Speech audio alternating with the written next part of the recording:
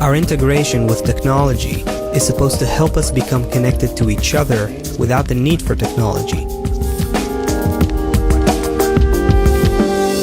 I can pick up the phone and use it to talk to you, but altogether, it helps us connect to each other from heart to heart.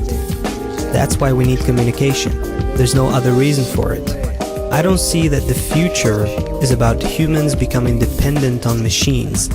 We will pass this stage and begin to prefer heart-to-heart connection.